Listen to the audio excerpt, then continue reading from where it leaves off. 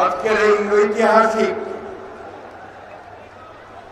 শ্রমিক সমাবেশে, মে দিবসের এই সমাবেশের প্রধান অতিথি আমাদের বাংলাদেশের 18 কোটি মানুষের গণতান্ত্রিক আকাঙ্ক্ষার যিনি প্রতীক,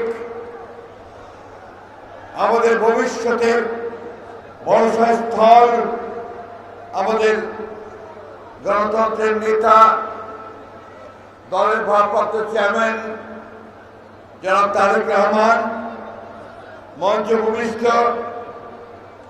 বিএনপি জাতীয় স্থায়ী কমিটির সদস্যবৃন্দ, নেতৃবৃন্দ, দেশের বরেণ্য শ্রমিক নেতৃবৃন্দ এবং আজকের এই বৃহৎ জনসমুদ্রের সমাবেশের প্রতি আমার প্রিয় শ্রমিক ভাই ও বোনেরা, আসসালামু আলাইকুম। আমি প্রথমেই পরম করুণাময় আল্লাহ তাআলার কাছে শুকরিয়া আদায় করতে চাই যে আল্লাহ তাআলার অশেষ রহমতে আমরা আজকে একটা ফ্যাসিবাদ মুক্ত পরিবেশে আজকের এই শ্রমিকদের ঐতিহাসিক দিবস মে দিবস পালন করছি। বন্ধুগণ, সেই সঙ্গে আমি গভীর শ্রদ্ধা জানাতে চাই আমাদের সেই সমস্ত শহীদ শ্রমিক ভাইদের যারা 1886 সাল থেকে তাদের অধিকার রক্ষার জন্য তারা প্রাণ দিয়েছেন, বুকের তাজা রক্তের রাস্তায় ঢেলে দিয়েছেন, যারই প্রতীক আজকের লাল রং। আমি একই সঙ্গে শ্রদ্ধা জানাতে চাই আমাদের সেই সমস্ত শ্রমিক ভাইদেরকে যারা এই 24 সালে ছাত্র জনতার অভ্যুত্থানের মধ্যে ফ্যাসিস্ট হাসিনার বিরুদ্ধে সংগ্রাম করতে গিয়ে তাদের বুকের তাজা রক্ত রাজপথে ঢেলে দিয়েছেন। বন্ধুগণ, এই সভ্যতা, এই যে পৃথিবী, এই যে আজকে আমরা বিভিন্ন কল কারখানা, ডিভাইস, এই যে আমাদের সামনে ড্রোন, ক্যামেরা, বড় বড় অট্টালিকা, যা কিছু দেখছি সব কিছুর মূলে কিন্তু রয়েছে আপনাদের শ্রমিক ভাইদের অবদান, তাদের রক্ত ও তাদের শ্রমের ঘাম। সভ্যতাই গড়ে উঠছে শ্রমিকদের সেই অবদানের মধ্য দিয়ে। আজকে সেই জন্যই সারা বিশ্বে শ্রমিক ভাইদের এই যে তাদের আন্দোলনের ফলে তারা যে অর্জন করেছিলেন সেই দিবস পালিত হচ্ছে।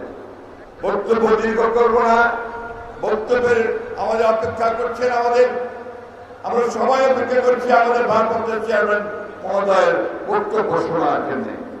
আমি শুধু আপনাদের সামনে একটি কথা বলতে চাই, সেটি হচ্ছে যে সবচাইতে বঞ্চিত শ্রেণী মানব জাতির মধ্যে যদি থাকে তার হচ্ছে শ্রমিক শ্রেণী। বন্ধুগণ, তারা মাথার গাম পায়ে ফেলে ফসল উৎপাদন করে, তারা উৎপাদন করে কল কারখানায়, তারা গোটা সভ্যতাকে বাঁচিয়ে রাখে, অথচ তারাই তাদের ন্যায্য মজুরি পায় না।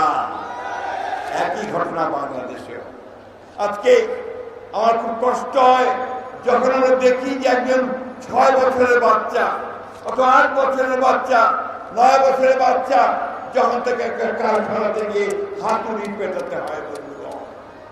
এই সেই সমাজ যেখানে তার শিক্ষার অধিকারে, তার লেখাপড়া করার কথা, খেলাধুলা করার কথা, তখন তাকে জীবিকার জন্য, তার পরিবারকে রক্ষা করার জন্য তাকে তখন হাতুড়ি পেটাতে হয়, কারখানায় কাজ করতে হয়। বন্ধুগণ, আজকে সমগ্র বিশ্বে আমি এই কথাই বলছি যে সবচেয়ে বঞ্চিত শ্রেণী হচ্ছে শ্রমিক শ্রেণী।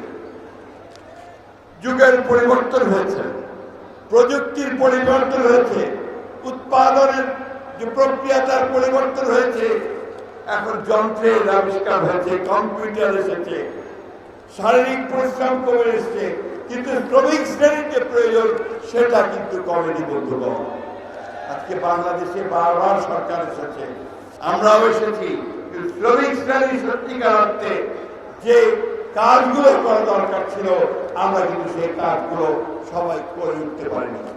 একমাত্র আজকে আমি এই কথা খুব জোর গলায় বলতে চাই যে একমাত্র আমাদের দলের প্রতিষ্ঠাতা বাংলাদেশের স্বাধীনতার ঘোষক শহীদ প্রেসিডেন্ট জিয়াউর রহমানই একমাত্র ব্যক্তি যিনি প্রথম সেটা উপলব্ধি করেছিলেন। উপলব্ধি করে তিনি অনেকগুলো কাজ করেছিলেন শ্রমিক ভাইদের জন্য। প্রথম কাজ তিনি যেটা করেছিলেন শ্রমিক ভাইদের বোনদের তাদের কর্মসংস্থানের জন্য তিনি গার্মেন্টস কারখানাগুলো চালু করেছিলেন, একটা নতুন সুযোগ তৈরি করে দিয়েছিলেন। এবং একই সঙ্গে বাংলাদেশের আমাদের শ্রমিক ভাইরা যেখানে কাজ পায় না বিদেশে গিয়ে যেন কাজ করে অর্থ উপার্জন করতে পারে সেই জন্য বিদেশে শ্রমিক রপ্তানির ব্যবস্থা করেছিলেন, রেমিটেন্সের ব্যবস্থা করেছিলেন বন্ধুগণ।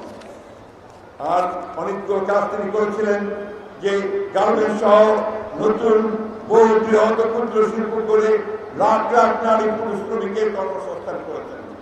আইএলও কনভেনশন 144 অনুমোদন করে ত্রিপক্ষীয় পরামর্শ পরিষদ গঠন করেছিলেন। শ্রমিকদের শিক্ষার জন্য 3টি শিল্প সম্পর্ক মিলনায়তন এবং কল্যাণ চিকিৎসার জন্য 17টি লেবার ওয়েলফেয়ার সেন্টার গঠন করেছিলেন। আবাসনের জন্য ঢাকা চট্টগ্রামে বহু দালান তৈরি করেছিলেন। দেশনেত্রী Begum Khaleda Zia labour code 2006 labour welfare foundation গঠন করেছিলেন। অর্থাৎ চাকরিজীবী শ্রমিকদের জন্য যতটুকু কল্যাণমূলক কাজ করা দরকার আমাদের দল আমাদের নেতা শহীদ জিয়া ও দেশনেত্রী বেগম খালেদা জিয়া করেছিলেন। বন্ধুরা, আজকে আমরা রাজনৈতিকভাবে একটা অস্বাভাবিক পরিস্থিতি বাস করছি। আমাদের একটা ছাত্র জনতার অভ্যুত্থান হয়েছে, আমরা একটা ভয়াবহ ফ্যাসিস্টকে দেশ থেকে তাড়িয়েছি, আমরা ফ্যাসিবাদের পতন ঘটিয়েছি, কিন্তু এখন পর্যন্ত আমরা গণতন্ত্রের উত্তরণ ঘটাতে পারি। এখন পর্যন্ত আমাদের যেটা আকাঙ্ক্ষা যে আমরা আমাদের জনগণের ভোটের মাধ্যমে আমরা একটা আমাদের সরকার গঠন করব, পার্লামেন্ট গঠন করব, সেটা কিন্তু আমরা এখনো গঠন করতে পারিনি। অন্তর্বর্তীকালীন সরকার এসেছেন প্রফেসর ইউনূস, আমাদের সকলের শ্রদ্ধেয়। আমরা তাদের কাছে বারবার অনুরোধ করছি যে সংস্কারগুলো দ্রুত সম্পন্ন করুন এবং সংস্কার যে কনসেপ্ট যে পারসেপশন এটা কিন্তু বিএনপি প্রথম করেছে।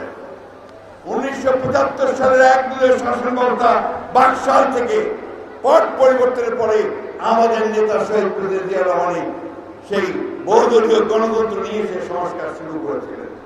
এবং এই যে আজকে আমাদের সাংবাদিক ভাইরা এখানে আজকে অনেকগুলো ক্যামেরা নিয়ে দাঁড়িয়ে আছে, এই সংবাদপত্রের যে স্বাধীনতা, মিডিয়ার যে স্বাধীনতা, এটাও শহীদ প্রেসিডেন্ট জিয়া রহমান নিয়েছিলেন সংস্কারের মধ্য দিয়ে। সুতরাং সংস্কার আমাদের দাবি, সংস্কার আমাদের সন্তান, এবং এই জন্যই আমাদের নেতা আমাদের ভারপ্রাপ্ত চেয়ারম্যান তারেক রহমান সাহেব সবচেয়ে খারাপ সময় যখন আওয়ামী লীগের ফ্যাসিবাদ চেপে বসেছে দেশের উপরে, তখনই রাষ্ট্র পরিবর্তনের কথা চিন্তা করে, কাঠামো পরিবর্তনের কথা চিন্তা করে তিনি 31 দফা দিয়েছিলেন। সুতরাং আজকের এই শ্রমিক জনসমাবেশ থেকে আমরা দাবি করছি অবিলম্বে সমস্ত সংস্কার যেগুলো একমত হয়েছে দলগুলো, সেই সংস্কারগুলোকে আপনারা ইমপ্লিমেন্ট করেন, সেগুলোকে কাজে কাজ করেন, সংস্কারগুলো নিয়ে আসেন এবং দ্রুত নির্বাচনের ব্যবস্থা করেন। যেগুলোতে একমত হবে না সেগুলোর মধ্যে 4টা রিফর্মকে সই করে তা পরবর্তী পার্লামেন্টে পাস করার ব্যবস্থা করেন। বন্ধুগণ, বক্তব্য দীর্ঘ করার কোনো সুযোগ নেই, শুধু কথা বলতে চাই যে আজকে বাংলাদেশের অস্তিত্ব নির্ভর করছে গণতন্ত্রের উত্তরণের উপরে, গণতান্ত্রিক ব্যবস্থায় যাওয়ার উপরে, ও সেখানেই আমাদের সমস্যাগুলো সমাধান হবে আমরা বিশ্বাস করি। কৃষক শ্রমিক মেহনতি মানুষের সমস্যার সমাধান একমাত্র সমাধান সম্ভব একটা গণতান্ত্রিক ব্যবস্থায় উত্তরণের মধ্য দিয়ে। আরেকটা কথা বলে শেষ করব, দয়া করে রাজনৈতিক দলগুলোকে ইগনোর করে, অবহেলা করে, জনগণকে অবহেলা করে এমন কোন চুক্তি করবেন না যে চুক্তি বাংলাদেশের স্বার্থের বিরুদ্ধে যাবে। আমি আমার শ্রমিক ভাইদেরকে আন্তরিক শুভেচ্ছা জানাচ্ছি এই দিবসে। সেই সঙ্গে যে স্লোগানটি এই দিনের সবচেয়ে বড় স্লোগান, সমস্ত দুনিয়ার শক্তিকে এক করে, সেই স্লোগান দিয়ে শেষ করতে চাই, দুনিয়ার মজদুর, দুনিয়ার মজদুর। ধন্যবাদ। আসসালামু আলাইকুম। বাংলাদেশ জিন্দাবাদ, বাংলাদেশ জাতীয়তাবাদী দল জিন্দাবাদ, শহীদ জামানত দেশনেত্রী বেগম খালেদা জিয়া জিন্দাবাদ, তারেক রহমান জিন্দাবাদ।